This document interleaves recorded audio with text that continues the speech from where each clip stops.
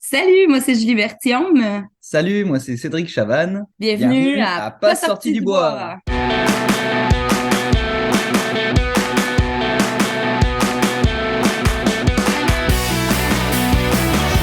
Mesdames, messieurs, votre gagnant, c'est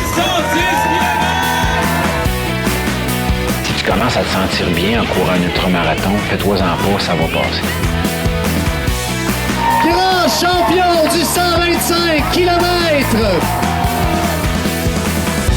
C'est la Minute NAC, puis aujourd'hui, plutôt que de vous parler des produits directement, j'ai le goût de vous parler des valeurs de NAC, puis du côté surtout qui est éco-responsable, parce que quand vous choisissez NAC, vous choisissez pas seulement votre prochain allié pour vos longues courses, vos longs entraînements, vous choisissez aussi une marque qui a les valeurs à bonne place et où les bottines suivent les babines. Première chose, nutrition éco-responsable. C'est fait avec des protéines durables, des ingrédients naturels, c'est des barres qui ont une faible empreinte carbone, puis tout ça sans compromis sur la performance.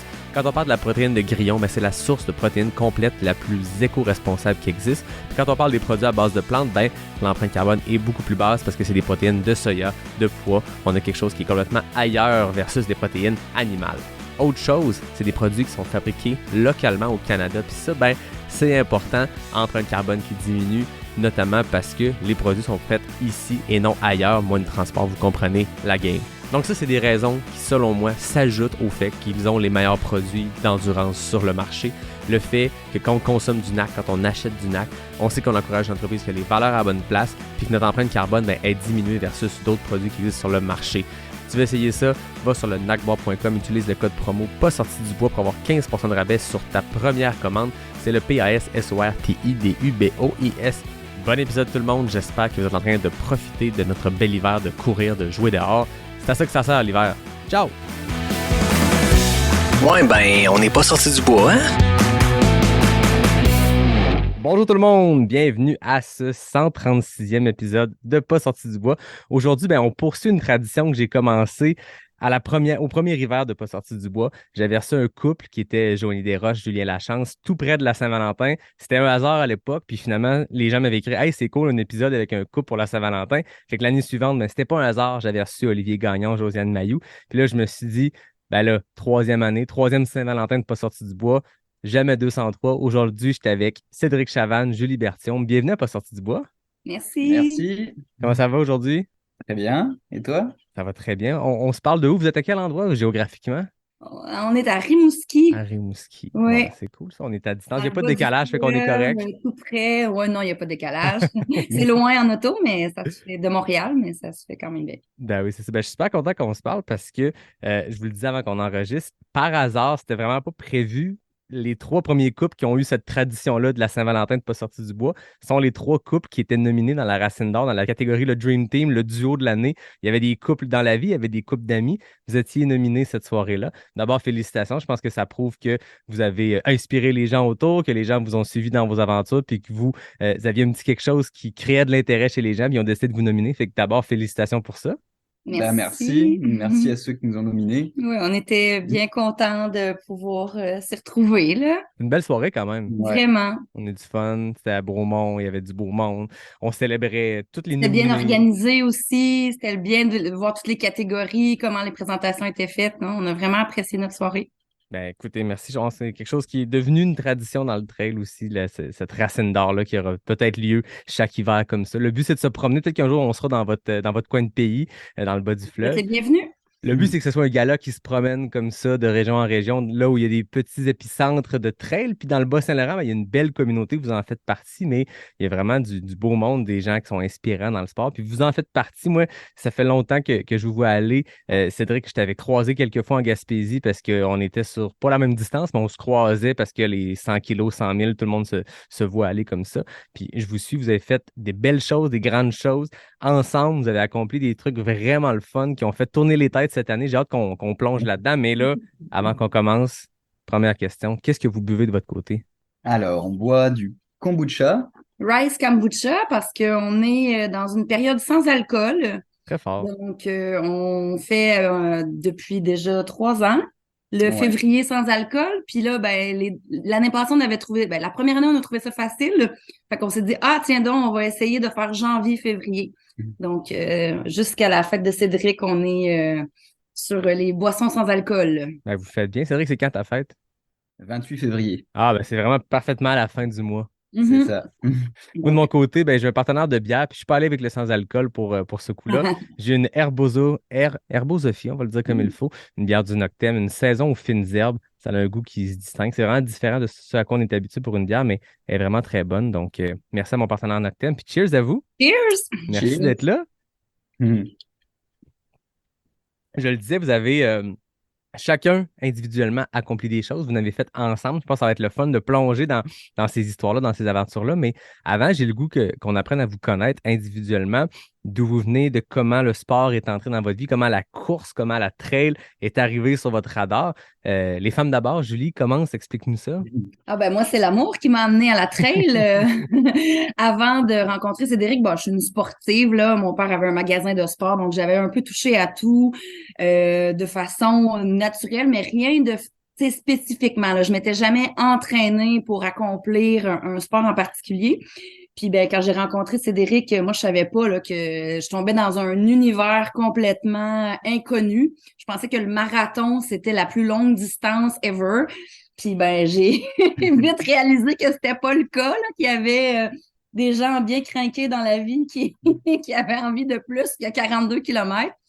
Puis, ben, je voyais aussi tous les bénéfices que Cédric en retirait, là, sa bonne humeur, puis comment ça faisait partie de son quotidien. Puis, j'avais pas... j'avais une envie de remise en forme après les grossesses, les enfants, puis j'avais pas tant envie d'être spectateur. Fait que je me suis mis à la trail au début de notre relation, en commençant par 1 kilomètre de course, 1 kilomètre de marche, 5 minutes, puis tranquillement, pas vite, au fil des semaines, ça a quand même eu une progression assez importante. Peut-être 4-5 mois plus tard, je faisais un demi-marathon. En juin, c'était la COVID, donc on avait l'habitude de s'entraîner ensemble. Puis, ben, il y avait eu une édition spéciale là, pour le Gaspésia, puis... j'étais allée un peu sans plan d'entraînement spécifique, là, juste pour le plaisir. Puis j'ai vraiment attrapé la piqûre à ce moment-là où j'ai découvert les sentiers de la Gaspésie, puis la compagnie de Cédric, puis de la communauté avec la gang à GF, puis tout ça, c'était vraiment chouette. Fait que ça m'a donné l'envie de poursuivre, puis là, de m'y mettre vraiment sérieusement là, C'est dans une les progression mois qui a été très rapide parce que je ne savais pas quand tu avais commencé la course, mais j'ai vu, moi je fais mes petites recherches, j'ai vu les résultats, j'ai fait OK, tu as fait du très long cette année, des longs projets autant en mode aventure ensemble que dans des courses organisées. Oui. Entre 2020, je comprends que c'était le début de la course 2019-2020, puis aujourd'hui, ça a été rapide. Est-ce que tu as eu pas de la difficulté, mais comment s'est passée cette progression-là rapide dans les longues distances? Ben non, ça s'est passé avec plaisir. C'est sûr que, tu sais, quand j'ai envisagé aller vers des 100 kilomètres en montant, là, j'ai pris les services d'une coach, là, Renée Hamel, qui m'a super bien guidée pour m'assurer de pas me blesser, de bien me préparer autant physiquement que psychologiquement à la Transgrande Canaria, qui était ma première course au-delà de 100. Puis, les courses en amont, je trouvais que, tu sais, oui, j'y allais rapidement, mais tu sais, je sentais que ça faisait du sens, puis je sentais que l'entraînement était présent pour me permettre de pouvoir réaliser les défis que j'envisageais.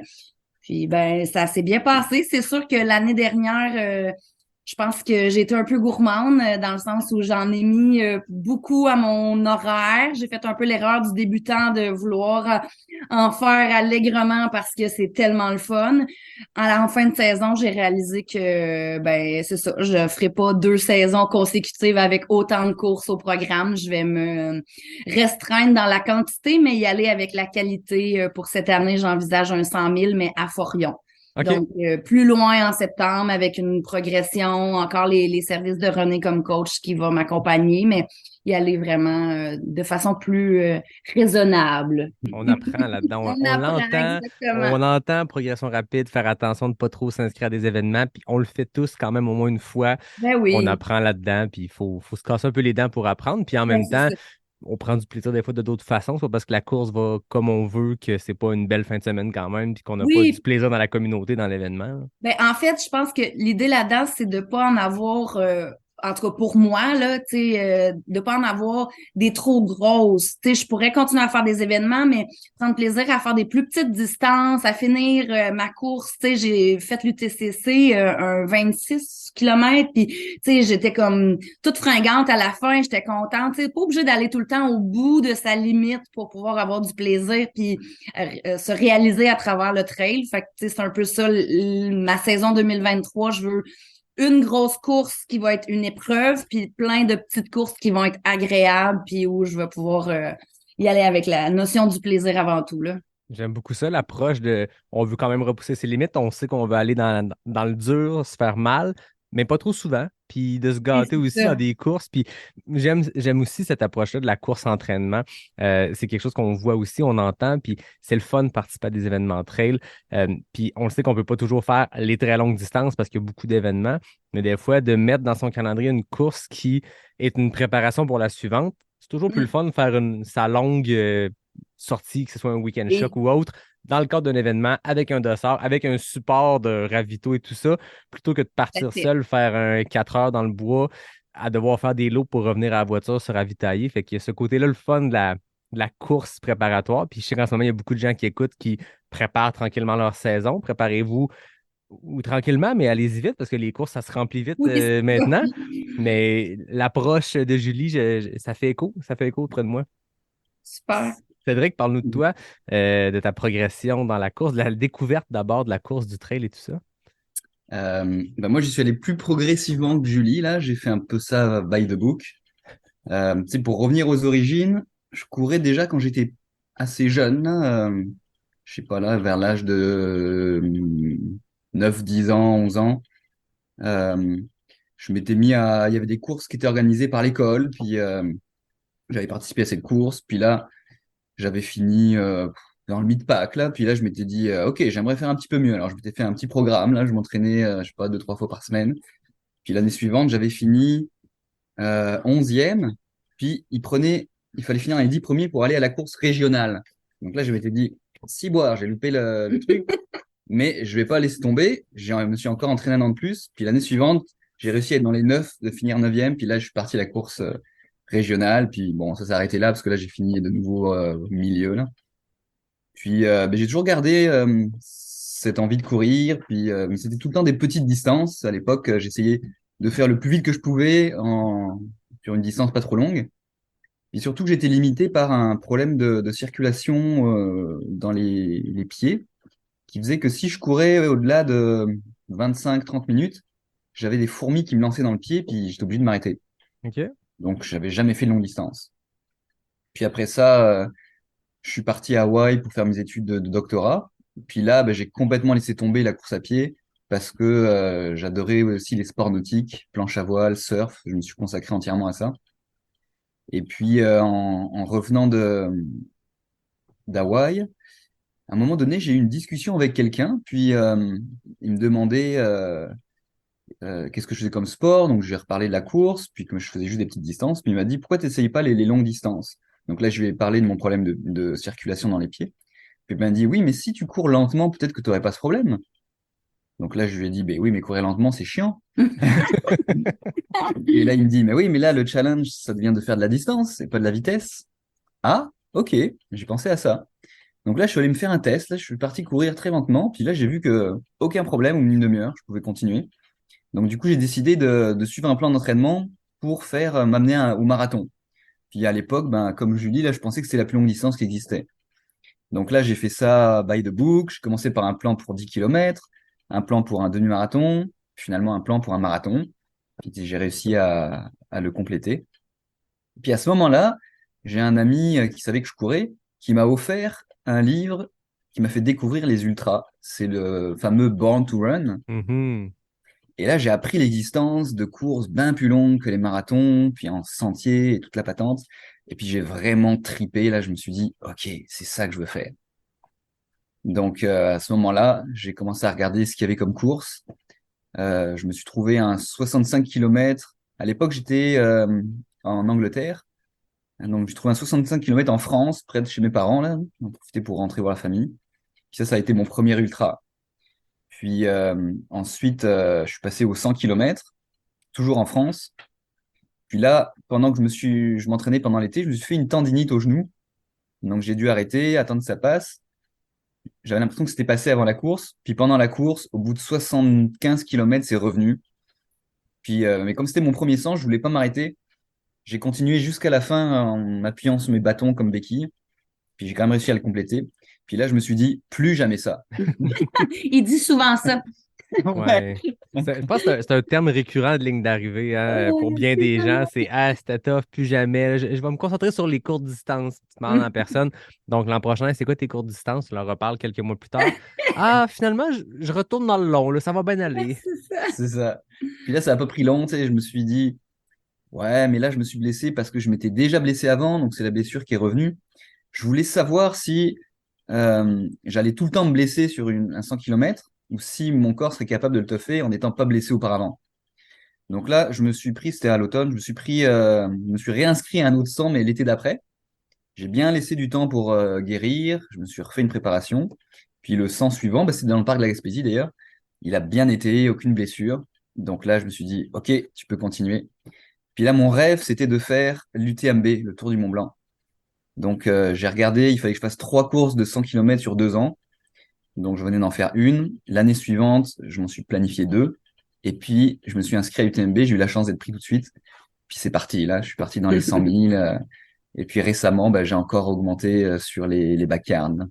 Ah, c'est ça. Puis je voyais aussi que pour les gens qui écoutent, ça fait rêver quand on voit dans ton palmarès l'UTMB, la Diagonale des Fous, la Western States. Tu es allé faire les.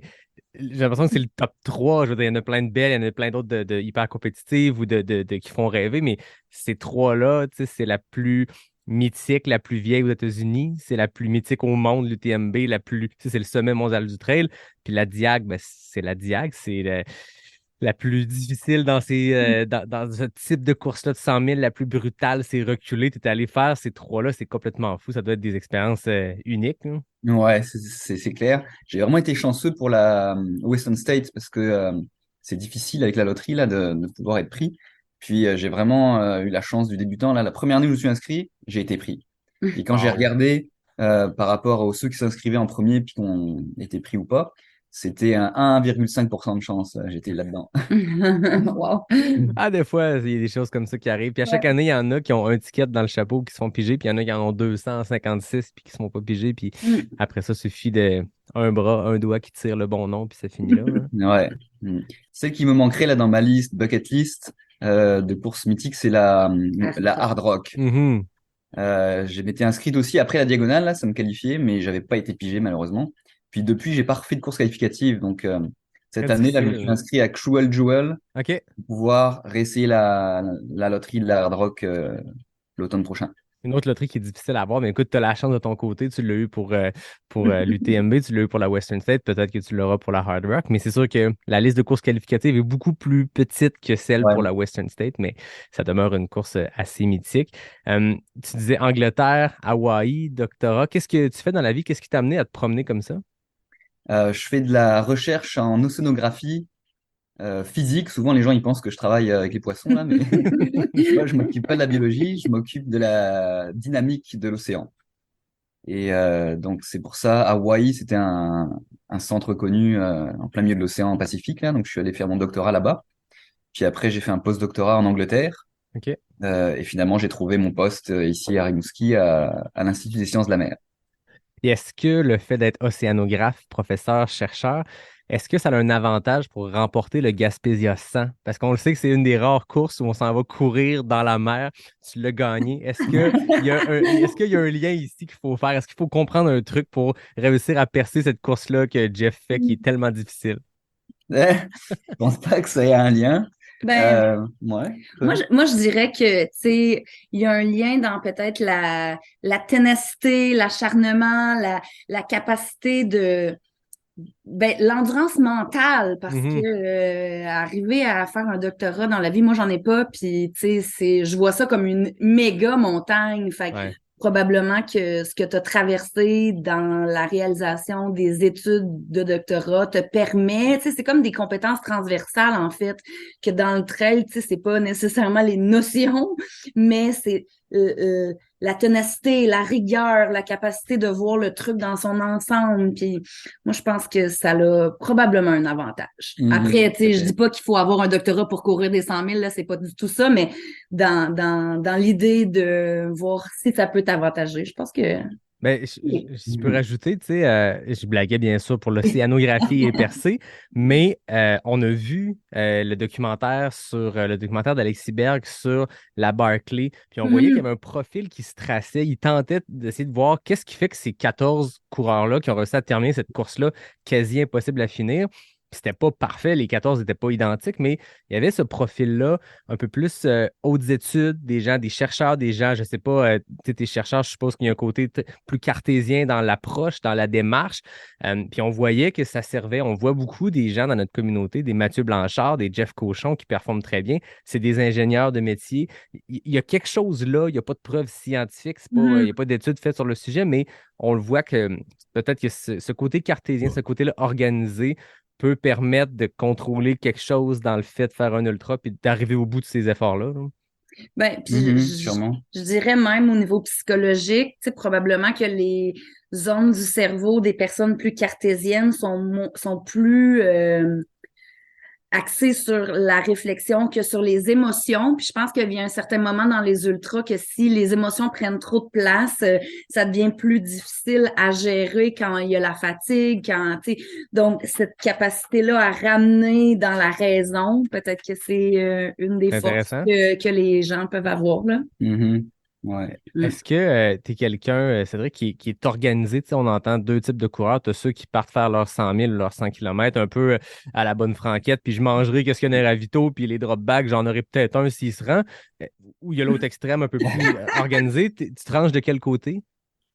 Je pense entre les deux. Okay. Moi, je dirais l'organiser. Il y a sa liste de choses à mettre dans son sac, puis...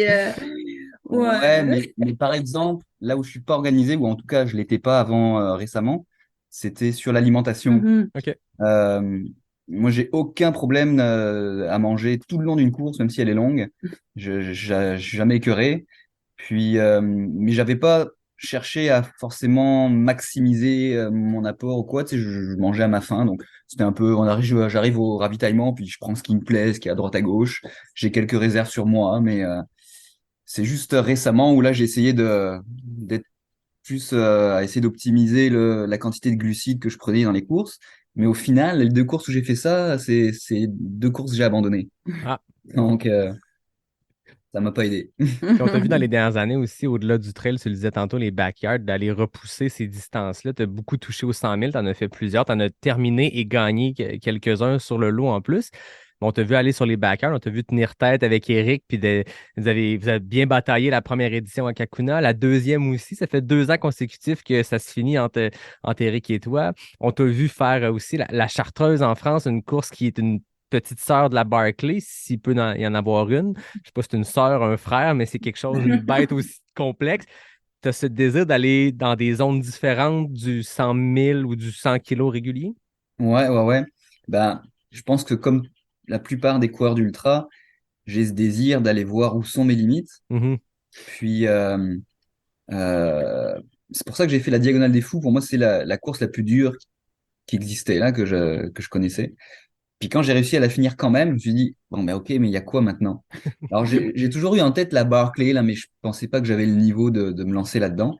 Puis petit à petit, quand j'ai vu mes performances s'améliorer, puis quand j'ai lu aussi le livre sur les finisseurs, puis que j'ai vu que j'avais beaucoup de traits de caractère en commun avec les finisseurs, je me suis dit, ben pourquoi pas? Peut-être que tu as ta chance aussi à ça. Donc là, c'est devenu du coup un objectif que je poursuis, mais c'est tellement dur d'être pris là-dedans que ça n'a pas encore marché, là. On ne sait pas qu'est-ce qui est le plus dur, rentrer à la Hard Rock, rentrer à la Western ou rentrer à la Barclay. Ce qui est sûr, c'est qu'il y en a 2 sur 3 qui ont un site web clair qui énonce le procédé. Ouais. L'autre, c'est plus complexe, mais je pense que toi, tu vas au Tennessee faire la Barclay Fall Classic, c'est ça? Ouais, parce que ça serait une porte d'entrée assurée. Le gagnant de cette course est pris d'emblée à la vraie Barclay. Parle-nous de la Barclay Fall Classic. Le principe est le même que la course? Je connais peu. Ok, non, c'est différent. OK. En fait, c'est pas le même parcours, il est un peu plus long. C'est dans le même parc, par C'est contre. dans le même parc, ouais, c'est dans Frozen Head State Park, mais on reste uniquement enfin uniquement, non. On reste la plupart du temps sur les sentiers du parc, sauf pour des passages mythiques de la Barclay qui se font sous des lignes électriques, dont le fameux Rajo avec des champs de ronces pas possibles. Puis d'autres noms évocateurs comme Testicle Spectacle ou MetLab. Donc on voit quand même une partie des passages mythiques de la Barclay, mais il n'y a pas tout le reste où tu es à travers bois, où tu dois t'orienter à la boussole et tout ça. Là. C'est ça, je Donc, pense que la Barclay, quand tu te retrouves dans des sentiers qui ont l'air balisés, qui ont l'air organisés, tu sais que tu n'es pas au bon endroit parce que la Barclay se passe dans je veux dire, c'est ça, dans les fougères et dans tout le reste. Donc je comprends qu'on se prenne un peu plus. C'est quoi le profil de la course de la Barclay Fall Classic? le profil, Ouais, le profil, la distance et tout. la distance, c'est à peu près, officiellement, c'est un 50 km, mais Ok. c'est plus proche de 60. Et puis le dénivelé, je l'avais regardé et calculé sur des cartes topo, là, c'était proche de 4000, il me semble. OK, quand même un bon défi Donc, un bon- à la Lazarus Lake. Donc, Ouais. Ouais, distance flexible, dénivelé approximatif. Avec la carte qu'ils reçoivent, du format tissu la veille de la Ouais. course, où on sait pas c'est quoi le profil, ni tu t'apprends la veille de la course la trajectoire, les sentiers empruntés, puis c'est pas très clair là. Il faut quand même, il y a plusieurs personnes qui se perdent là. Est-ce que tu es ouais. allé, Julie, aussi au Tennessee? Oui, ben j'ai Donc, accompagné Cédric les 2 fois. donc tu as vu l'ambiance. Je pense qu'ils veulent Oui, recréer évidemment, un j'ai peu un petit rencontré côté Laz. Barclay. Ouais, tout à fait. Non, c'est le fun de pouvoir suivre Cédric dans ces aventures-là. Puis ben cette année, à chaque fois j'essayais aussi de m'inscrire quand à être là. Puis là cette année j'ai aussi eu la chance ou la malchance, on le sait pas, mais d'être tirée pour pouvoir y participer. Fait que l'an Donc prochain, les deux, vous y allez. Ben, l'an on va prochain, être cette année. ensemble sur la ligne de départ. Ouais. Mm. Après, chacun sa course, là, parce qu'on n'a pas les mêmes objectifs, disons. Mais ça va être agréable de pouvoir partir ensemble. Ah, c'est le fun, Mm. ça. On est vite tombé dans la course, mais est-ce que vous voulez nous partager comment vous vous êtes rencontrés, comment vous êtes devenus un couple dans la vie? Ben, en fait, nous, on est une famille reconstituée. Donc, moi, j'ai 3 enfants. Cédric a 3 enfants. Donc, ben, quand on a des enfants, une des façons de faciliter les rencontres, c'est les réseaux sociaux. Fait Ouais. qu'on s'est rencontrés via une application qui nous a fait un beau match. Puis, ben, ça a vite été le coup de foudre, je pense. On s'est rencontrés 2 fois, puis après, on s'est pas lâchés. Ah, c'est le fun. 3 Mais, enfants chacun, donc ouais, est-ce que les 6 sont en même temps à un tout moment à donné? fait. OK, donc Ouais, vous ouais, on avez les a une semaine sur 2, toute la OK, gang ensemble, là. Mhm. conciliation, course, famille. Je suppose qu'en ayant la garde partagée, vous avez une semaine un peu plus occupée que les enfants, une autre semaine où vous avez plus de temps pour l'entraînement. Comment ça se passe, cette logistique-là, de passer d'une vie à 2 à une vie à 8 à chaque semaine comme ça? Ben, ça se passe bien. Tu sais, en fait, je pense que ça faisait déjà partie du mode de vie de Cédric de courir chaque jour. Donc, tu sais, moi, quand je suis arrivée à vivre avec mes enfants puis avec lui, ben, tu sais, c'était une priorité. Fait qu'il faut regarder, tu sais, on se lève le matin, bon, à quelle heure tu vas courir, c'est quoi la routine de la journée, puis on s'organise autour pour arranger les autres affaires, mais c'est pas quelque chose qui est fait à la dernière minute. Là. Tu sais, on sait un peu où ce qu'on s'en va déjà à l'avance. Les enfants sont au courant. On essaie de rendre les choses le plus claires possible puis de s'alterner. Donc, moi, c'est sûr que les miens sont un peu plus petits. En été, des fois, avant, on les amenait en poussette ou en vélo. Ils nous suivaient. Là, ils sont un peu moins participatifs. Dans ce temps-là, Cédric qui va en premier, moi, je vais après. Ou, tu sais, on regarde comment on arrange les choses. Mais ça se goupille toujours assez facilement. Je pense que parce qu'on aime ça, parce que ça fait partie de nos priorités, puis parce que les enfants savent que ça nous fait du bien, ben on le tient à l'horaire. Je pense On que se quand rend- c'est un non négociable, après, ça devient notre mode de vie, tu sais. C'est ça l'importance, je pense, c'est qu'il faut le mettre en priorité. Ouais. Mm. Si c'est pas une priorité, ça va toujours passer après à autre chose. Quand on le met en priorité, c'est les autres trucs qu'on tasse autour puis qu'on arrange. Ouais, ben, le gazon est moins souvent fait. La maison, on a encore du tape qu'on voudrait peinturer des murs, mais qu'on n'est pas allé au bout de notre projet. Mais c'est pas grave parce qu'on a beaucoup de plaisir. Puis, ben, c'est ça. On en profite à fond de nos fins de semaine puis de nos moments. Ben oui, c'est une question de priorité. Moi, Tout à fait. le gag avec ma blonde, c'est que ça fait plus d'un an et demi qu'on est dans notre maison ici qu'on a acheté. Puis on est super occupé, on court à droite à gauche, on a une vie active, puis la salle de bain d'en haut qui était un projet prioritaire en arrivant, faut la refaire. Je veux dire, il n'y a même pas encore de miroir. Un an plus tard, on regarde, on est comme, ben, c'est ça. On a eu des beaux week-ends, on a eu Ben, des c'est belles ça, activités, exactement. on a vu du pays, on s'est promené, on a voyagé. C'est encore un miroir temporaire, puis il y a encore un peu de tape sur les murs, mais faut voir nos priorités. Tout à fait, tout à fait. On blague, mais tu sais, pour vrai, on changerait pas notre façon de faire, là. Ouais. Je t'ai pas posé la question, Julie, on est embarqué Oui. sur l'histoire de Cédric, mais toi, qu'est-ce que tu fais dans la vie?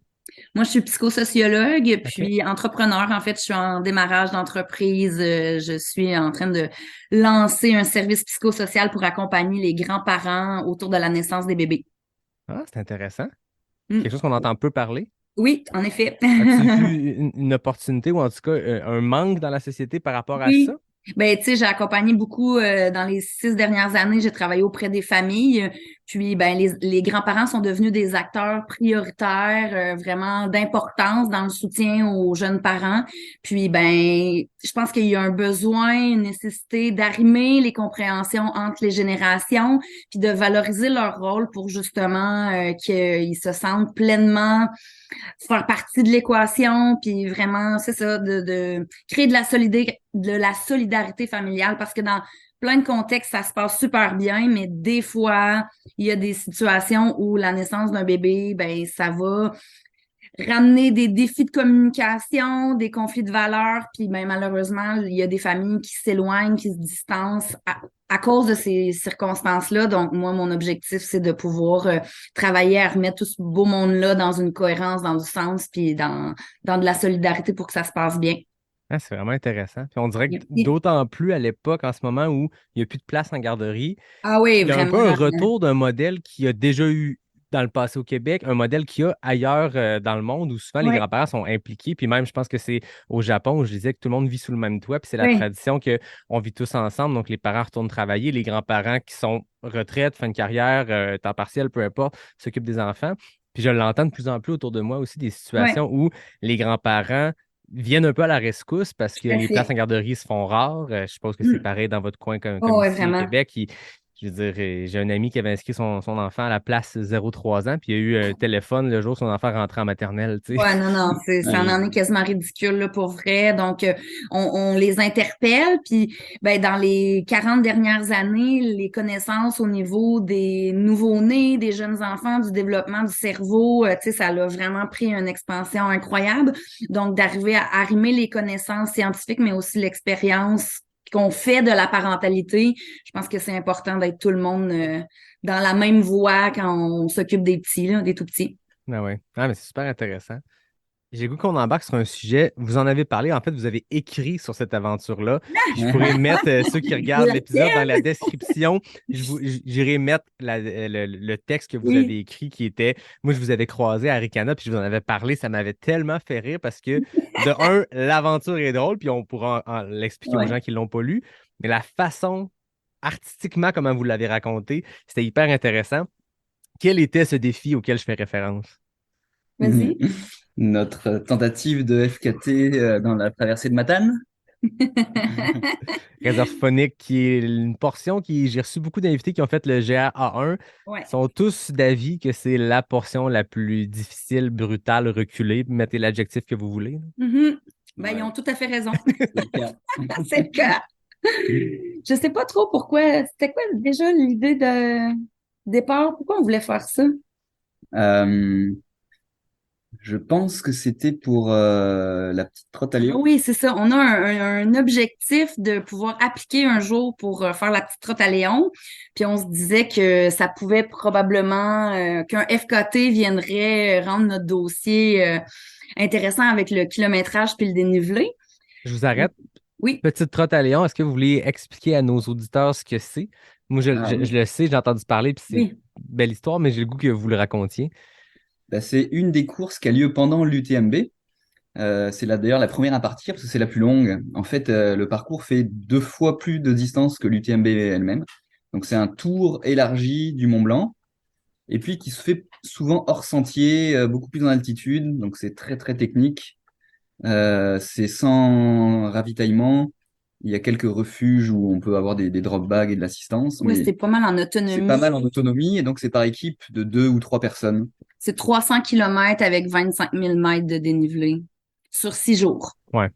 Pour vous donner Mais une idée, moi j'étais le dimanche quand Marianne, quand Mathieu oui, ont terminé leur UTMB, à travers les finisseurs de ouais. l'UTMB, la fin de peloton de la CCC qui rentre, il y a des gens qui passent en équipe avec des backpacks qui dépassent leur tête, avec Ouais, des casques parce qu'il y a de la Via Ferrata qui se ouais. fait dans des sections. Là, tu te dis, OK, qu'est-ce qu'ils font là? Ils ont un dossard de l'UTMB. OK, c'est les gens de la PTL. Eux, ils Mhm. arrivent d'une trotte complètement différente. Tout à fait. Ben ça, c'est notre grand objectif, là. Je pense OK. que c'est un rêve que Cédric m'a partagé quand on a commencé à être ensemble, puis qui m'a dit, je pense que on pourrait le faire, cette affaire-là. Puis tu sais, moi, comme je t'expliquais tantôt, j'avais couru 2 kilomètres, puis j'étais essoufflée, là. Fait que qu'on puisse se projeter dans un jour, on va faire ça ensemble, ben tu sais, ça m'a vraiment accroché, puis ça en est devenu un objectif, je dirais, à moyen terme, là, dans le sens où la progression se fait toujours dans une optique de se rendre là. C'est sûr qu'on a encore des croûtes à manger, je pense, au niveau de certaines connaissances de la haute montagne. Tu Mhm. sais, l'année passée, il y a eu un décès sur la PTL, donc on se lancera pas avec 6 enfants comme ça en se disant oui, oui, on va faire le grand tour puis on est capable. On va s'assurer d'avoir toutes les skills nécessaires puis l'entraînement, puis la capacité de pouvoir le réussir là. Donc, on n'a pas de date encore, mais c'est un work in progress vers où on aimerait aller. Mhm.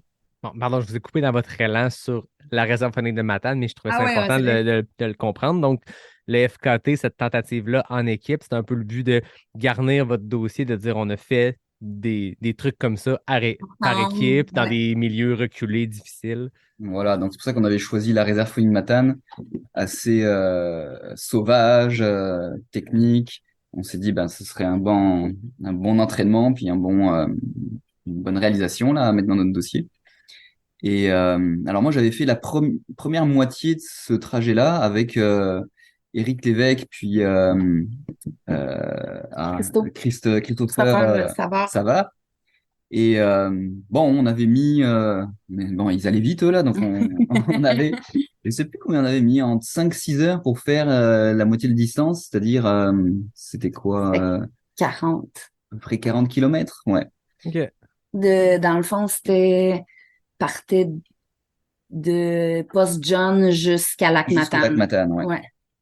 Donc là, l'autre partie, lac Matane jusqu'à Petit Saut, donc au pied du mont Nicole-Albert, ça je l'avais pas faite. Mais je m'étais dit, naïvement, bah, ça doit ressembler à la première partie. Donc là, j'avais juste extrapolé. Je m'étais dit, bon, évidemment, on va aller plus lentement, puis en plus on fait une distance plus longue, mais raisonnablement, je pensais qu'on serait capable de le faire en dessous de 24 heures.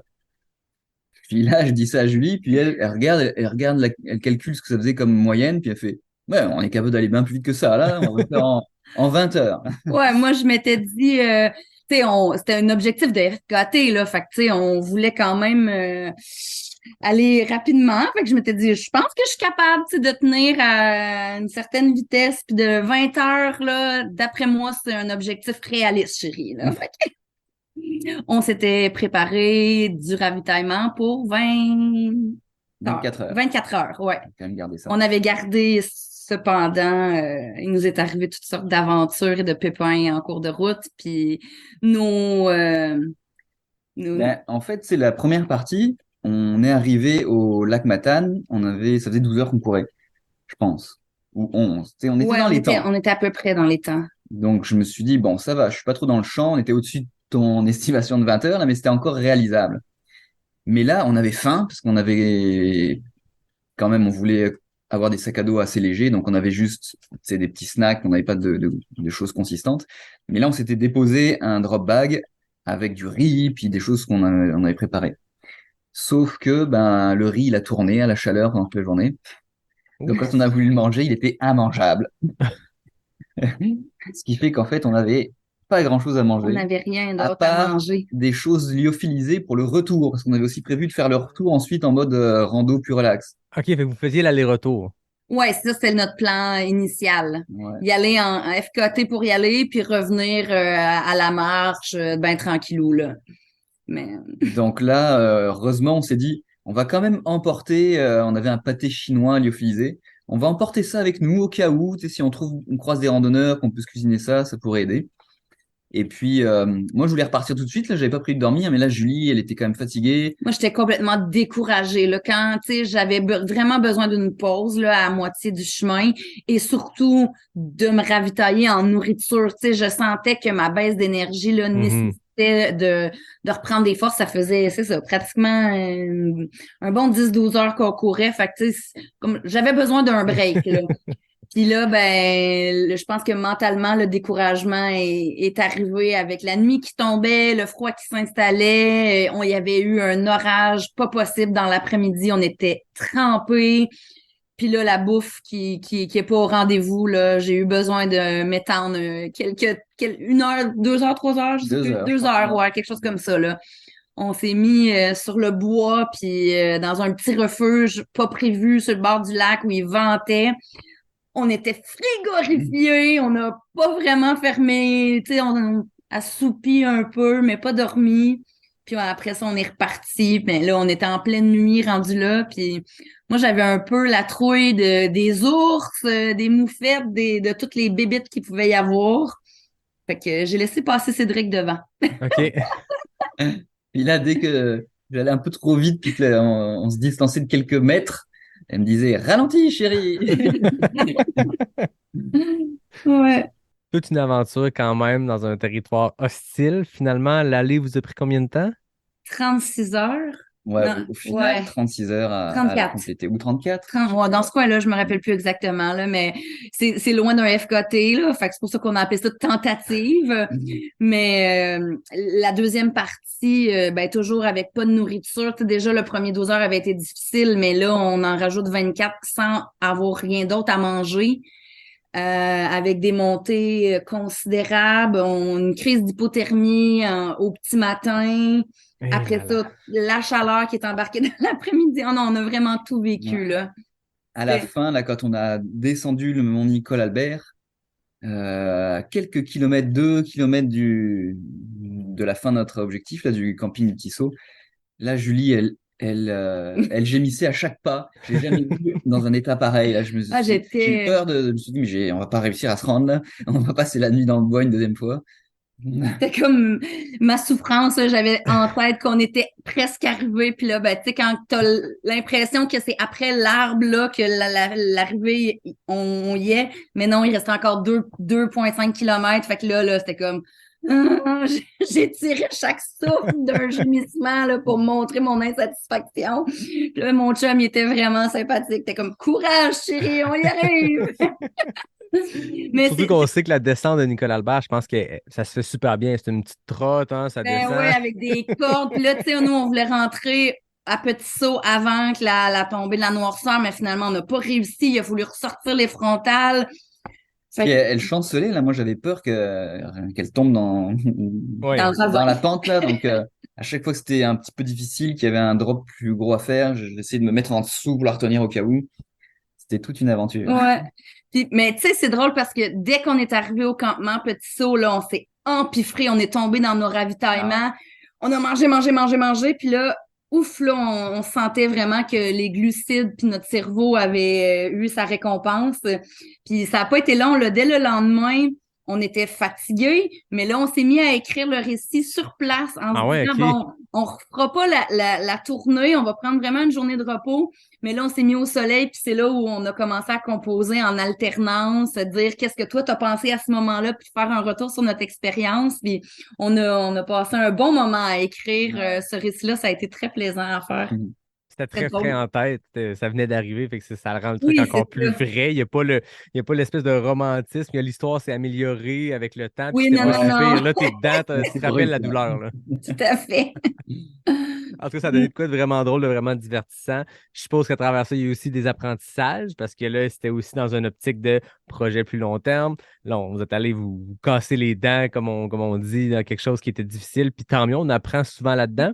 Avec du recul, qu'est-ce que vous en retirez de cette expérience-là? Beaucoup de choses. Ouais, bah moi je dirais que c'est peut-être un truc qui a fait qu'on a repoussé l'objectif Mm. de la petite trotte à Léon, parce que j'ai écouté plusieurs podcasts de gens qui ont participé à la PTL, puis des sportifs de haut niveau et tout, puis tout le monde dit que c'est extrêmement difficile, que ils finissent par manquer de sommeil, et même en dormant, ils arrivent à peine à faire le cut-off au bout des 6 jours et quelques. Et là, ok, j'ai dit à Julie, c'est quoi là, ce qu'on a fait dans la réserve phonique, c'est de la petite bière par Mm. rapport à la PTL. Là, on n'est pas prêt pour ça, pantoute. Mm. Il faut qu'on se prépare encore plusieurs années, quelques années, avant d'être prêt. Ouais. Puis ben, tu sais, c'est sûr qu'au niveau de l'alimentation, au niveau de la préparation, tu sais, de mieux cerner le terrain dans lequel on s'aventure, je pense que on avait vraiment pris ça à la légère. Nous, on se disait, oh, on traverse la réserve Matane. Tu sais, on n'avait pas tant étudié la topo. Tu sais, on était préparés, mais je pense que, en tout cas, moi, ce que j'apprends, c'est qu'il faudrait que on prépare en amont davantage tu sais, quand on s'aventure comme ça dans un sentier à niveau de difficulté élevé, ben on s'improvise pas comme ça. Mais sans l'avoir fait, c'est dur de savoir a priori ce qui nous attend. Mhm. Parce que là, Ouais, c'est pas mais tant le dénivelé, la distance qui est difficile, c'est la technicité des sentiers. tout à Il y a fait. de la boîte partout, donc tu peux pas courir, t'enfonces jusqu'à mi-mollet dans la boue. Il y a des fougères, t'avances dans les fougères, tu vois pas où tu mets les pieds. Donc là, il y a des roches à laquelle tu roules en dessous, t'as pas envie de te tordre une cheville. Ça avance pas non plus. Ouais. C'est tout le temps comme ça. Mais C'est vraiment difficile. on aurait pu lire des récits, tu sais, justement, là, tu le disais tantôt, Yannick, que tu avais interviewé des gens qui ont fait le GR1 au complet. Tu sais, on aurait pu aller chercher de l'information. En tout cas, j'aurais besoin la prochaine fois d'avoir un peu plus de substance avant de me lancer parce que, justement, tu sais, à la fin, je trouve que c'était un peu démesuré dans la préparation qu'on avait pour y aller, là. Ah, puis des fois, les C'est, aventures comme ça, on a l'impression qu'on est bien préparé, puis on se rend ouais, compte après qu'on l'avait sous-estimé sans le savoir. c'est C'est ça. pas négatif, on n'a pas Ouais. voulu sous-estimer le truc, mais l'ampleur de la tâche, comme tu dis, c'est pas un sentier qui est emprunté toutes les semaines, puis on peut pas, des références, des récits sur le sujet, même si vous aviez cherché, il n'y en a pas des tonnes. Donc, on apprend sur le terrain, on le Ben voit, puis oui, après c'est ça, ça. là, vous avez vu la préparation que vous avez faite, vous avez dit, OK, ça, c'est le minimum, il faut faire plus la prochaine fois, puis on apprend dans tout ça, là. Mais Puis on, le ouais, coup du riz qui a tourné aussi, ouais, ça, c'était malheureux. Si on avait eu notre riz, on ouais, aurait sûrement été mieux. mieux. Donc là, on sait que la prochaine fois, il faudra mettre une glacière. Là. Ouais.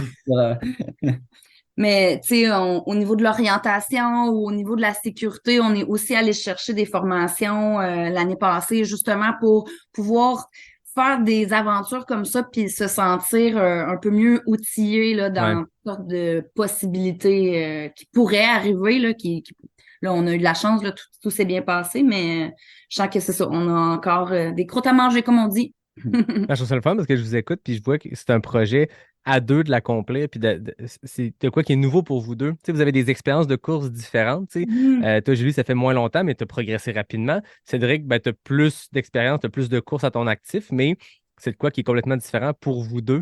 Tu sais, Cédric, tu as fait beaucoup de longues distances, des longues courses où on part avec notre veste puis on peut s'appuyer sur des ravitaux. Ouais. Ça demeure pas moins que c'est des accomplissements hyper difficiles que tu as réussi.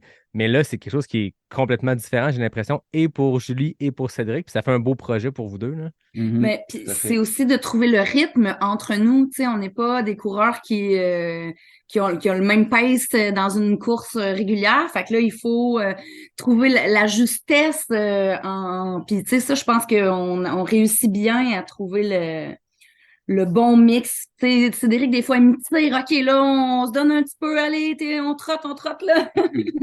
Puis sinon, ben, des fois, c'est moi qui ai besoin qu'on ralentisse. Puis là, ben, tu sais, il est à l'écoute, puis il me dit, passe devant, chérie, ça, on va suivre ton rythme pendant un petit bout. Puis on réussit à bien communiquer. J'ai l'impression que ça renforce notre couple au quotidien. Puis ben, ça nous fait vivre des expériences extraordinaires qui marquent nos souvenirs, là, c'est sûr.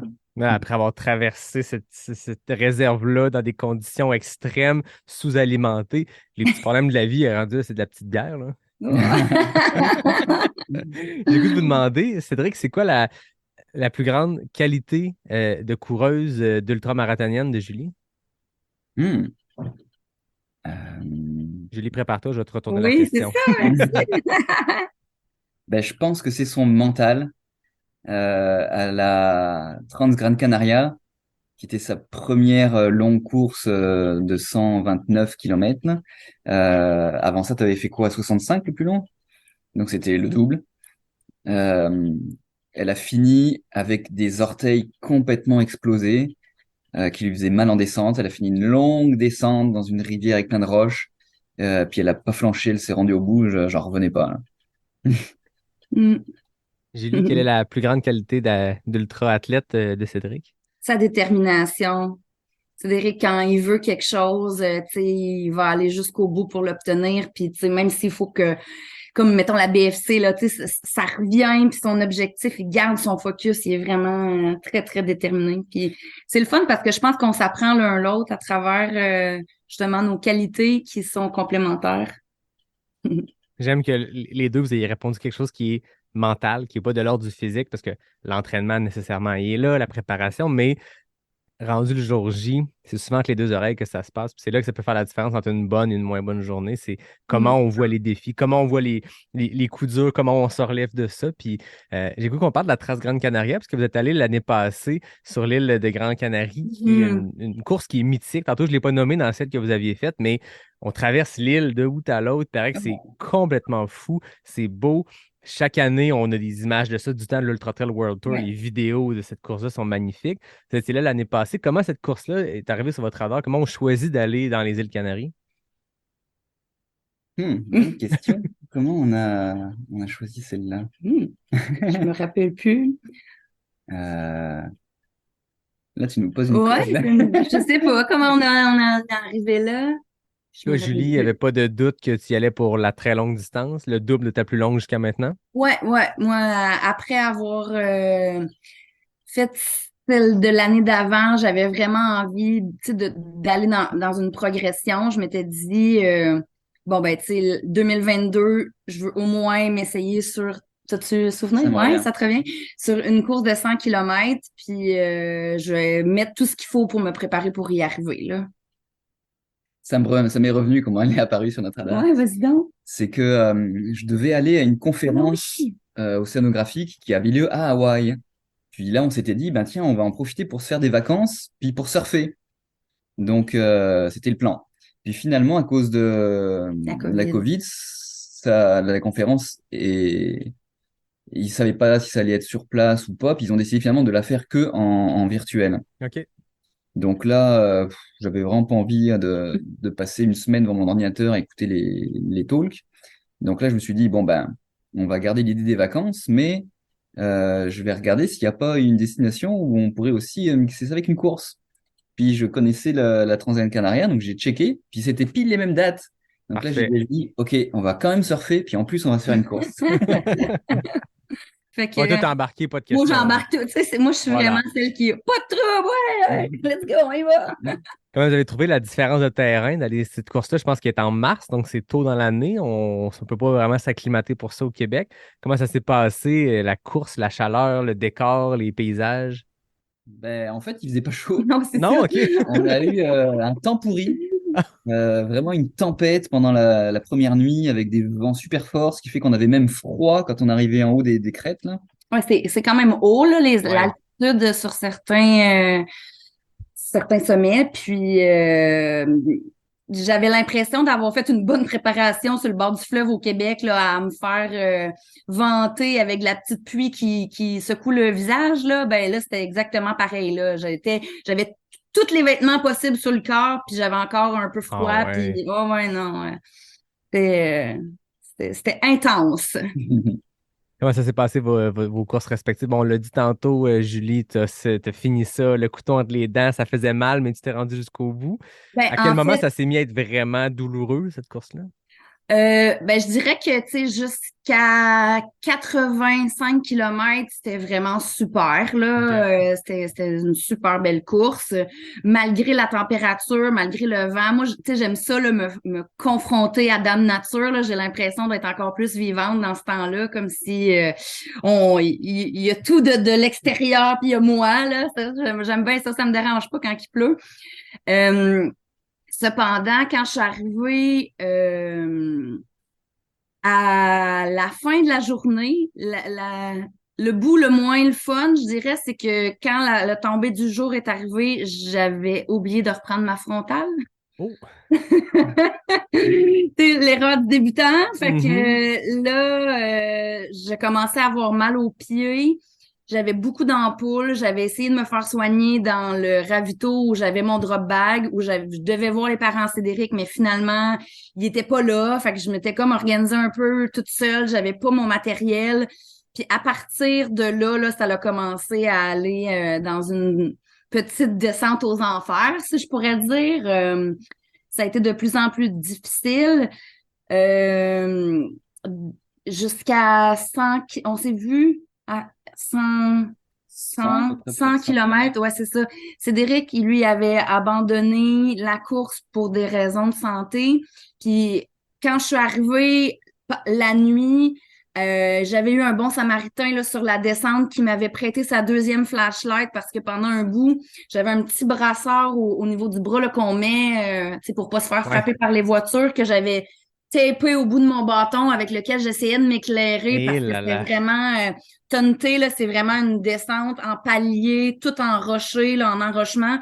Fait que c'était pas évident de descendre là-dedans. Fait que le bon samaritain m'a sauvé un peu la face, si je pourrais dire, avec son prêt de lumière. Puis quand je suis arrivée en bas, ben là, j'ai rencontré Cédric, mais je pensais qu'il avait terminé sa course. Puis là, c'est là que j'ai compris que finalement, il avait abandonné.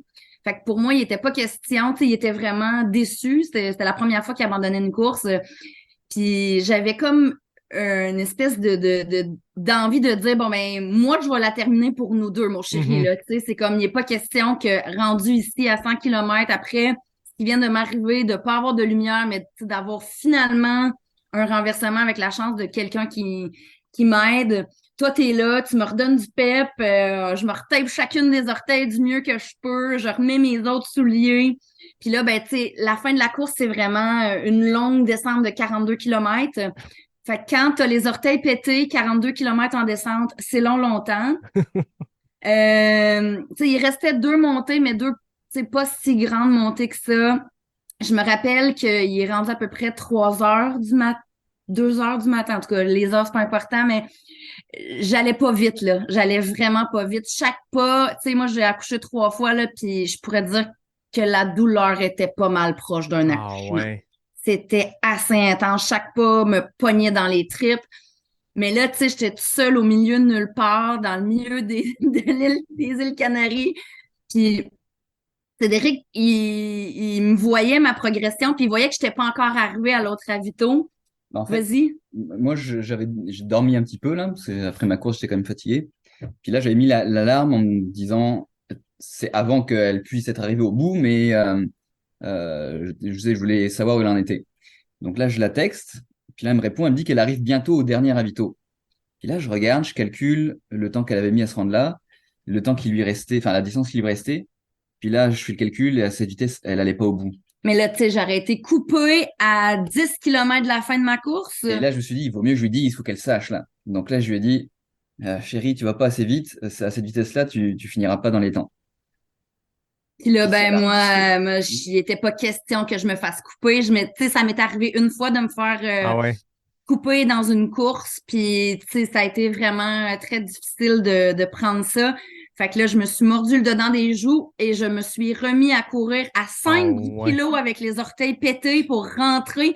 Je suis arrivée en avance au dernier ravito, puis ça m'a permis de finir la dernière section dans les temps. Flush sur le quota final, mais je l'ai faite. C'est quoi ton sentiment quand t'as vu l'arche, la fin de cette course-là après C'était très émotif parce que j'avais eu des hallucinations juste avant d'arriver là. J'étais toute seule, j'avais eu peur. J'avais vraiment passé par la souffrance des pieds. Écoute, pour moi, c'était un accomplissement. De tous les mois de travail derrière, en hiver. Une grande fierté. J'avais vraiment l'impression d'avoir touché à quelque chose d'extraordinaire, de pouvoir vivre des lieux où on s'agrandit de l'intérieur, où on, tu sais, pour moi, c'était un exploit. Pour vrai, jamais, tu sais, ça faisait 2 ans que je courais, puis c'était comme impensable ben, je savais que je pouvais le réussir, mais là, je l'avais fait. Là, Ouais. j'étais rendue, j'entendais là, le gars qui parlait à l'autre bout. Fait que c'était vraiment chouette de passer le fil d'arrivée, de voir Cédric, sa mère, son père qui était là, qui m'attendait. C'était des grandes retrouvailles. Puis ben là, après, c'est la fatigue. Là. C'est sûr que moi, j'avais vraiment tout donné dans les 6-8 dernières heures. Là. Je peux dire que je suis allée au-delà de mes capacités, tu sais, physiques et mentales. Là. J'ai repoussé les limites. Après, c'était mon objectif. Puis tu sais, je voulais le réussir, je voulais le faire. Je pense que c'est merveilleux, en fait. Mm. Raconte tes hallucinations, elles étaient quand même vraiment spéciales. En fait, tu sais, j'avais tellement mal aux orteils qu'il y a un lit de rivière et puis là, toutes les roches sont arrondies. Puis je sais pas, tu sais, à chaque fois que je baissais les yeux, je voyais des visages se dessiner sur les roches, un peu comme des faces de Joker, où j'avais l'impression d'être dans un cimetière d'âmes. Chaque roche me regardait avec des yeux terrifiants, là. Puis là, tu sais, je relevais les yeux, puis là, je vois, tu sais, là, je réalisais que je venais de voir des affaires pas normales. Puis là, je rebaissais les yeux, tu sais, comme un peu, tu sais, ils sont encore là? Ils sont encore là. Là, je me relevais les yeux, je continuais, puis là, ça me faisait avancer plus vite parce que j'avais peur des roches. Puis là, je me suis mis à pas bien filer, là, j'étais comme, ah, qu'est-ce que c'est ça? Tu sais, comme être conscient que tu hallucines. Ouais. C'est vraiment bizarre, tu sais, il y a comme, on dirait que tu sais pas trop dans quel département ton cerveau il s'est placé, là. Il y avait carence de sommeil. Est-ce que tu avais réussi à dormir? Je voyais que la course a pris environ 31 heures. Ouais, Tu l'as fait d'une traite sans sommeil? c'est une traite sans sommeil. Ouais, ça peut expliquer les Ben, la hallucinations. fatigue, là, tu sais, à la fin, il y avait plus rien qui rentrait au niveau de l'alimentation. Ça faisait plusieurs heures que j'étais pas, tu sais, qu'il y avait plus de glucides, plus rien. Fait Ben que oui. la déshydratation, tu sais, tout ça mis ensemble, là, la douleur. Un beau Mais mix. tu sais, je pense que ça fait partie de l'expérience. Tu sais, moi, tu sais, dans la vie, je regrette rien. Puis tu sais, j'ai voulu le faire, j'ai voulu aller jusqu'au bout. J'assume ce qui vient avec. Puis je le referai en septembre prochain là. Écoute, c'est l'expérience totale, hein? Faut vivre l'expérience totale. On lit sur ces choses-là, sur les gens qui ont des Ouais. hallucinations en course. Cédric, et toi, il en a fait des très longues. Est-ce que tu avais déjà vécu les hallucinations en course? Ouais, pas Ouais. aussi folle que celle de Julie, là, mais j'en avais déjà eu sur l'UTMB la deuxième nuit, puis aussi à la Diagonale des Fous, la deuxième nuit aussi à la fin, là. Encore là, des courses qui dépassent la trentaine d'heures. Donc, on est longtemps sans dormir. Carence alimentaire, carence d'hydratation, combiné au sommeil. C'est un beau mix pour arriver à ça. Ouais. Mm. Je voyais que cette année, vous avez terminé votre saison en courant le Bromont Ultra 80 ensemble. Cette aventure-là s'est présentée? Est-ce que c'était ça l'objectif initialement de la faire ensemble? Comment ça s'est passé? Non, c'était pas l'objectif initial. On s'était inscrit au 80, puis moi c'était la première fois que je le faisais. Je voulais le faire en essayant de performer là, le plus vite que je pouvais. Donc on avait décidé de le faire chacun à son rythme. Et puis finalement, je me suis retrouvé être qualifié sur l'équipe canadienne pour les championnats de backyard. Et ça tombait la semaine après Bromont. Ouais.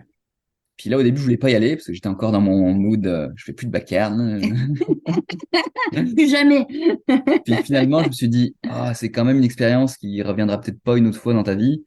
Puis il y avait l'aspect d'équipe qui m'intéressait sur Ouais. ce format-là, contrairement aux autres backyards. Je me suis dit, bon, bah, va vivre cette expérience. Et donc, du coup, je me suis dit, ben, finalement, le Bromont, je vais le faire avec Julie. Ça va me faire une dernière sortie longue avant la backyard et puis advienne que pourra.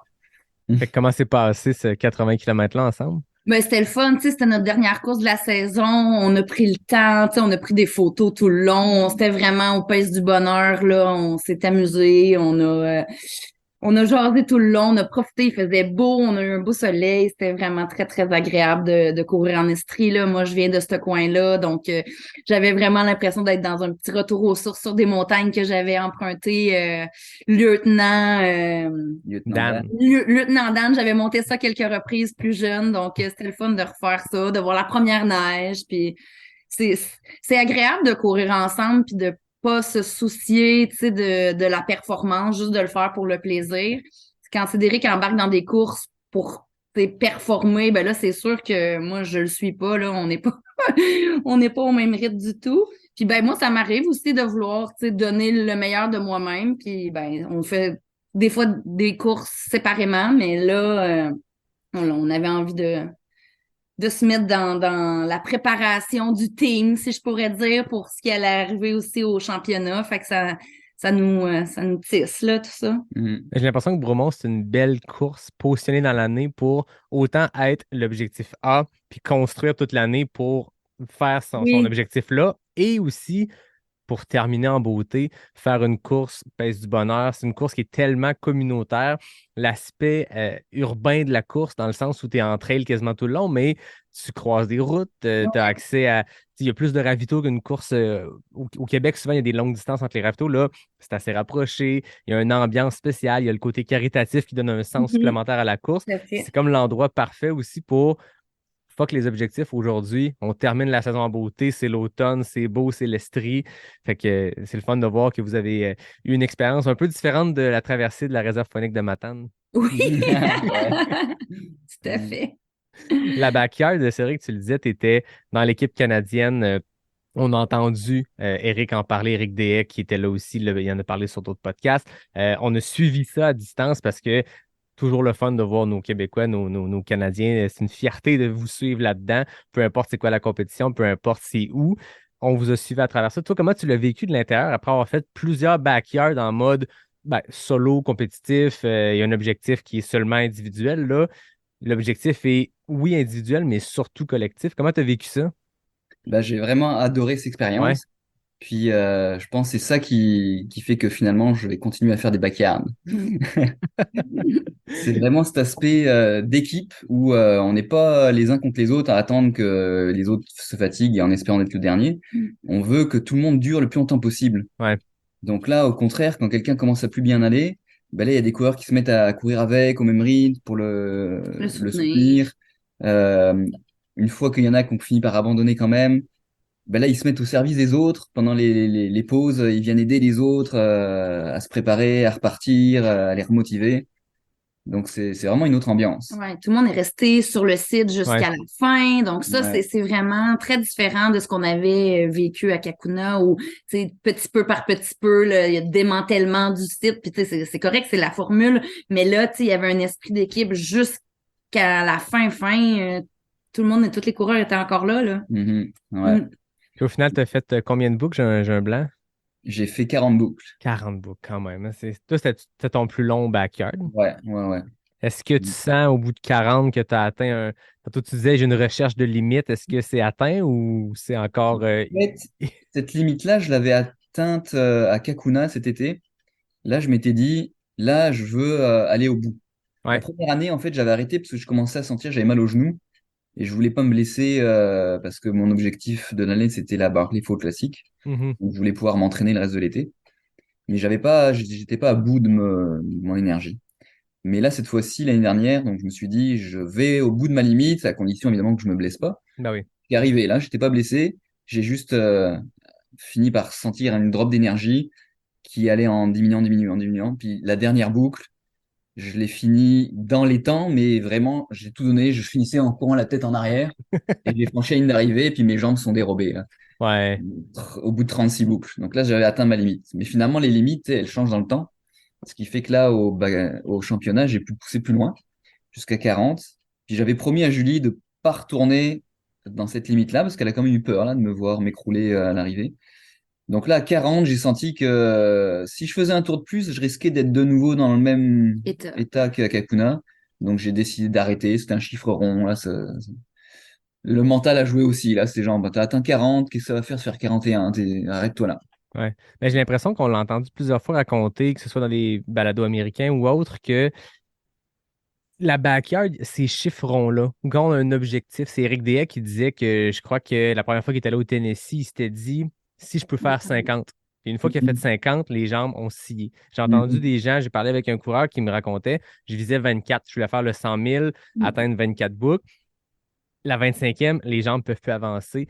J'ai entendu aussi par rapport aux chiffrons. Tu sais, il y a un objectif, on est à 33, 34, tu dis OK, 40, c'est un palier intéressant. Là, il faut que tu recommences à compter, puis il reste 10 heures de plus pour le prochain palier. Sens-tu qu'il y a ça qui joue dans la balance? Ouais, je pense que si quelqu'un veut se rendre le plus loin possible, faut pas avoir d'objectif. Mhm. Surtout rien se mettre en tête, à part Continue. c'est one more loop, c'est une boucle de Ouais. plus tant que tu es capable. Et puis une autre chose que j'ai appris là avec ces 3 backyards, c'est que ça peut aller très bien pendant très longtemps, et puis tout d'un coup, ça se met à aller moins bien, et là ça va très vite aux enfers. Ouais. Parce que on n'a pas beaucoup de temps de repos, puis quand ça se met à aller moins bien, bah, le temps de repos il se diminue encore plus, donc c'est encore plus dur la boucle suivante. C'est vraiment très dur d'en revenir là, quand ça commence à mal aller. Ah, c'est un effort qui est physique, oui, mais qui est extrêmement mental aussi, j'ai l'impression, là, à vous suivre de loin, puis de vous voir aller, puis de me dire, oh my God, la back, je suis pas prêt pour ça, moi. Qu'est-ce qui s'en vient pour vous en 2023? On a parlé de la Barclay Fall Classic, vous la faites ensemble l'automne prochain. Qu'est-ce qu'il y a d'ici là? C'est quoi les plans de match? Tu disais tantôt, Julie Forion? Ben oui, ça va être mon objectif ultime de 2023 en septembre prochain pour le 100 miles, mais je vais justement on va inverser les rôles à la backyard de Montréal. OK. Ça va être mon tour. Depuis le début, je dis que c'est un format de course qui me convient pas, mais je parlais un peu à travers mon chapeau. Fait que là, je me suis dit, bon, ben, à force de dire que ça me convient pas, ben, je vais vraiment l'essayer, puis je verrai après si ça me convient ou si ça me convient pas. Puis ben, le 10 juin va être un rendez-vous où Cédric sera mon équipe de soutien, puis moi, je serai la coureuse. Les rôles Ouais. s'inversent, c'est le fun. Oui, C'est c'est ça. ça, exactement. Mais moi, j'aime bien faire son équipe de soutien. Là. Je trouve ça vraiment agréable de pouvoir être là dans les backyards. Ouais. On sent qu'on a une importance là, dans la différence que ça fait quand il vient se ravitailler pour repartir. Fait que là, on va inverser les rôles, puis ça va être. On va voir ce que ça donne. Toi, Cédric, c'est quoi les plans pour 2023? Me suis mis 2 objectifs principaux. Donc le plus tard, là, c'est la Barclay Faux Classique. J'ai essayé de nouveau de la gagner. Mais avant ça, ben, j'ai été repris à nouveau à la Chartreuse Terminorum. Oh! Donc cette fois-ci, je veux aller plus loin que la première fois où j'avais fait seulement un tour et demi. Donc là, pour me préparer à ça comme il faut, c'est pour ça que je me suis aussi inscrit à Cruel Jewel, qui est un mois avant. Une pierre deux coups, ce sera ma dernière grosse sortie longue là. Ouais, très Vraiment longue. bien à faire. Sortie longue, Très 160. longue, ouais. Ouais, c'est ça. Puis Claude Jour, c'est pas genre 170 km. En plus, c'est un Ouais, 10 faux 100 000 000. mètres Il y de a de D+. l'extra. Ouais, c'est une grosse comme UTMB, hein. Ah oui. Et, donc, il me permettra aussi de me mettre dans la loterie de la Hard Rock. Puis là, bah, avant ça, je me suis fait un espèce de planning un peu débile, là. C'est que l'année dernière, je m'étais blessé au tendon d'Achille, donc j'avais pas pu me préparer beaucoup avant la Chartreuse Terminorum. Puis le plus que j'avais fait, c'était un 12 heures de dénivelé, monter-descendre dans une petite montagne locale. Et puis ça avait vraiment pas suffi là. À la fin de la première boucle, j'avais déjà les quadriceps explosés. Ouais. Donc là, je me suis dit, il faut que j'en fasse beaucoup plus. Puis il faut aussi que je teste la fatigue et le manque de sommeil plus loin que ce que j'ai jamais fait. Donc je me suis dit, ben 4 semaines avant la Cruel Jewel, je vais essayer de me faire un 48 heures de dénivelé. Wow. Donc on me prépare à ça, 4 semaines avant, ce sera un 24. Puis 4 semaines avant, c'est un 12. Puis 4 semaines avant, c'est un 6. Là, le On est 6, rendu je vais le faire là-dedans, ce week-end. Je suis déjà rendu là-dedans, là. Ouais, c'est ça. Ouais. Wow. Parle-nous de la Chartreuse. Je la connais. Je disais tantôt, c'est une genre de petite sœur ou frère diabolique de la Barclay. C'est une course inspirée de la Barclay. Parle-nous Tout à du fait. profil, comment ça fonctionne là-bas. Ouais, l'organisateur de la course, comment il s'appelle? Benoît Laval. Benoît Laval, c'est quelqu'un qui a fait la Barclay à plusieurs reprises, puis il a tellement adoré le format qu'il s'est dit, ben, je vais importer ça en France, là, je vais en faire une similaire. Donc là, je sais pas s'il habite dans la région de Chartreuse ou s'il a choisi cette région. Il a choisi une bonne région parce que c'est vraiment abrupt, technique, les sentiers. Et bon, par contre, comme il y a plusieurs endroits des falaises, il a décidé de ne pas faire comme à la Barclay où il y a des passages hors sentier. Donc ça se passe uniquement sur des sentiers. Mais parfois, c'est des tout petits sentiers qui sont à peine visibles, là. C'est des sentiers méconnus. Et puis, c'est aussi 5 boucles. Donc, pour faire une difficulté équivalente à la Barclay, vu qu'il n'y a pas du hors sentier, il a allongé les distances. Donc là, la distance de la boucle, c'est 60 km avec un dénivelé de 5000 mètres à faire 5 fois. Donc, c'est en fait un 300 kilos avec 25 000 mètres de D+, Wow. et une limite Et les livres. totale Oui, c'est ça, les de livres. 80 heures, ouais, donc Ouais. 16 heures par boucle.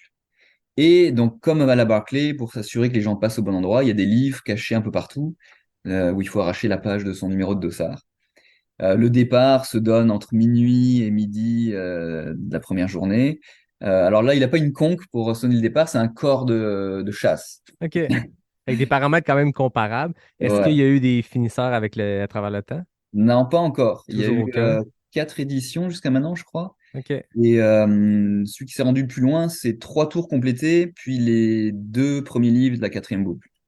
Puis toi qui l'as fait, qui as vu au moins une boucle, est-ce que tu crois que c'est finissable? Ça paraît très très difficile, Ouais. mais faut y croire pour continuer à la faire là, parce que C'est ça sinon. la magie de la Barclay aussi, hein. C'est Alex Hibert qui le disait dans son documentaire. C'est faire une course où il y a 0% de finisher, c'est extrêmement facile. N'importe qui peut faire ça, mettre des chiffres qui n'ont pas de sens puis dire impossible à finir. Faire une course qui a 0,5% de taux de finisher, c'est beaucoup plus difficile. Mm. Laz l'a réussi. 14 Mm. hommes l'ont terminé qui sont la preuve que c'est finissable. Là, la Chartreuse, ça reste à prouver. On compte sur toi, Cédric. Là, c'est ce que l'organisateur il dit, c'est que il y a des gens qui disent qu'elle est trop difficile, puis qu'il y aura personne qui va terminer, mais lui il dit, attendez, la Barclay, ça a mis 10 ans avant qu'il y en ait un Ouais. premier finisseur. Nous, on en est juste à 4, on est encore dans les normes là. Ouais.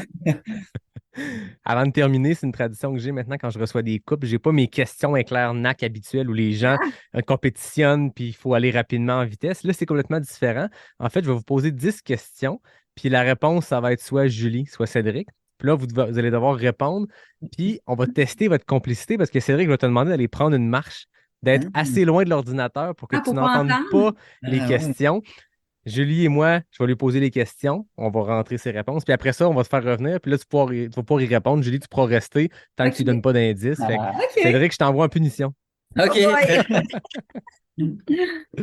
On verra en haut. C'est bon.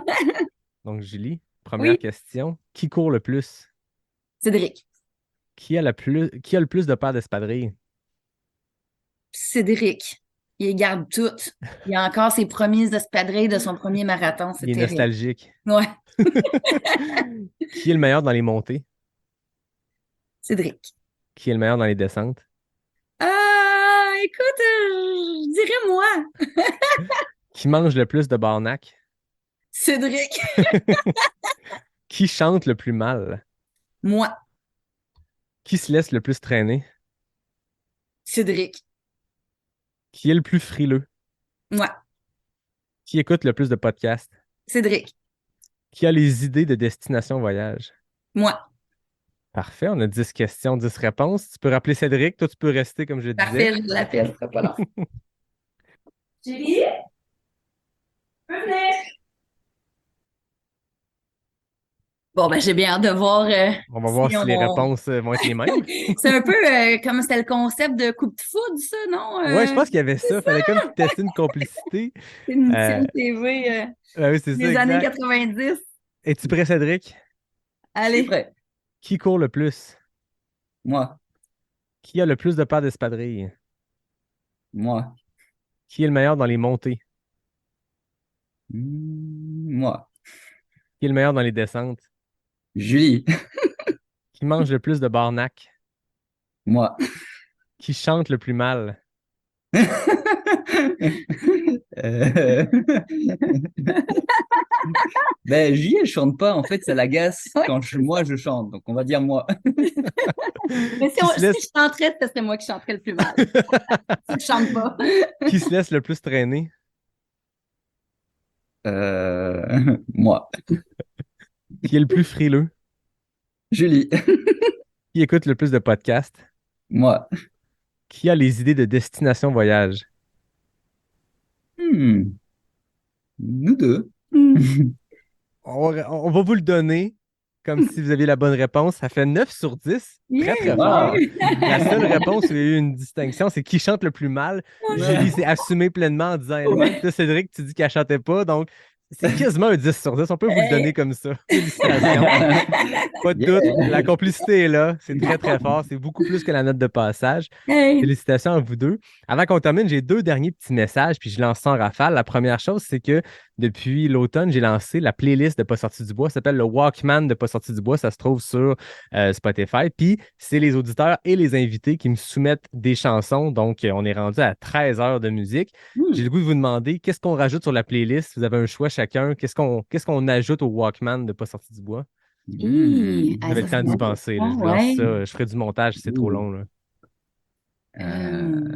À écouter en courant, là? Écoutez en courant, qu'est-ce qui serait bon que les gens pourraient se mettre dans les oreilles, puis ça pourrait soit les craquer, ou j'ai eu des beaux choix à travers le temps. J'ai Mathieu Blanchard qui nous a surpris avec sa réponse de la semaine passée. Bon, vous ne l'avez pas encore entendu parce que l'épisode n'est pas encore sorti, mais il y a des bons choix.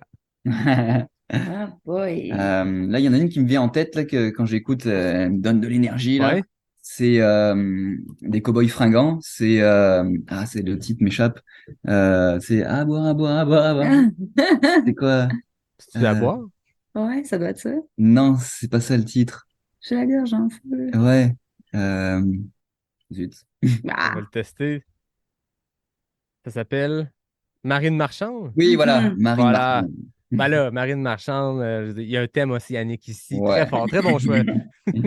Julie, qu'est-ce qu'on ajoute à la playlist? J'écoute ce genre de musique-là juste en course, mais j'adore Corias. Ah, très fort. Ouais, il y a comme je sais pas, il doit avoir un 180 BMP, là. C'est parfait. Puis on dirait que les paroles, il y a quelque chose de derrière, je sais pas, là. J'aime bien ça. Hey, j'aime ça. Quand on l'a lancé, il y a des gens qui m'ont dit il n'y a pas beaucoup de francophones. Puis c'est vrai, on dirait que naturellement, les gens vont choisir des chansons américaines, de la pop, de la rock, du hip-hop. Je suis vraiment content parce que là, on rajoute 2 chansons à la playlist, puis c'est 2 chansons québécoises, Corias, Cowboy Fringant. D'excellents choix. Dernière chose avant de nous dire au revoir. Le 19 février prochain, j'enregistre devant public. Je me gâte pour ma fête, c'est le 18 février. Le lendemain, on se gâte. On est au Noctem encore une fois, comme je l'avais fait un peu plus tôt l'automne dernier. Je vais faire un enregistrement devant public. Comme d'habitude, je ne vends pas les places. Je les fais gagner. Et là, je me prends un peu à la dernière minute. Fait que là, j'ai 10 places à faire tirer comme ça dans l'épisode. 5 personnes vont gagner chacun 2 places. Mais attention, vous allez comprendre le lien avec vous. Pour gagner, les gens, il faut qu'ils m'écrivent sur la messagerie Pas sorti du bois, Instagram, Facebook, en me donnant des réponses à des questions des fois loufoques. Je les ai faites chanter à l'automne, il fallait qu'ils m'envoient des niaiseries. Lors d'un épisode en 2022, j'ai raconté un rêve que j'avais fait. Je vous l'ai partagé à vous aussi. Un rêve dans lequel Cédric, attention, là, faites-vous pas d'idée les auditeurs, dans mon rêve, Cédric remportait une course mythique. Écrivez-moi par la messagerie privée quelle est cette course que Cédric gagnait dans mon rêve. Et les 5 premières personnes qui m'écrivent remporteront chacun 2 places pour l'enregistrement devant le public. Il faut être disponible le 19 février en après-midi à Québec. C'était vraiment très drôle. Je pense qu'on commençait à se parler les 3 ensemble pour trouver le moment de l'enregistrement. Je pense qu'on venait de commencer à se parler. Fait que Cédric, tu étais dans ma tête. On s'était écrit pour trouver un moment pour enregistrer l'épisode qu'on fait en ce moment. La course, je ne sais pas comment elle est popée dans ma tête, mais bref, j'ai fait ce rêve-là où tu remportais cette course-là. Je t'avais écrit, on ne se connaît pas. J'étais comme, il va penser que je suis fou, mais ça vous prouve à quel point je suis geek de trail. Des fois même, je rêve à des gens que je connais peu qui remportent des courses que j'ai jamais faites. Bref. Je pense pas qu'il y ait une chance que ton rêve se réalise un jour. Là. On sait jamais. On sait jamais. Merci beaucoup à vous deux. Ça a été vraiment un agréable moment. Vous avez raconté plein de choses hyper intéressantes, des belles leçons à travers votre expérience, vos apprentissages, les courses que vous avez faites, les hauts, les bas. C'était vraiment intéressant. Très généreux de votre part de vous ouvrir comme ça. Merci d'être venu à Pas sorti du bois. Merci à toi pour l'invitation, pour ton temps, puis pour tous les podcasts que tu fais. Là, moi, je les écoute à chaque semaine pendant mes sorties de course. Merci, c'est super gentil. Écoute, c'est un grand plaisir de vous découvrir. Puis je pense que les gens ont pu comprendre dans l'épisode pourquoi il y a pu y avoir autant de gens qui nous ont soumis à la Racine d'Or. Hey, Cédric, Julie, ils doivent être nominés pour cette catégorie-là. Je pense que vous avez une approche du sport qui est le fun. Votre histoire aussi est le fun. La famille recomposée, 6 enfants, conciliation, grande course, grande performance avec la vie de famille, la vie professionnelle. Vous êtes le parfait exemple de ce qu'on espère être quand on veut être parent, quand on veut avoir une famille, puis de se dire on peut continuer à faire nos propres projets. Bref, merci beaucoup à vous deux. Merci de nous avoir bien guidés aussi comme ça. On n'a pas l'habitude de se prêter à ce genre de jeu-là. Puis ça s'est fait de façon spontanée. C'était le fun, c'était agréable. C'était très à l'aise, très, très bon. Génial. Comme d'habitude, je termine en remerciant David Hébert qui signe le design graphique du podcast. Je remercie Fred Desroches pour le thème musical. Je remercie NAC qui est le partenaire principal. Je remercie Noctem. J'avais une excellente herbosophie qui était très bonne. Capic 1 aussi, qui est un partenaire du podcast, partenaire caféiné. Et à tout le monde, je vous dis à la semaine prochaine pour le prochain épisode de Pas sorti du bois, le podcast 100% Trail.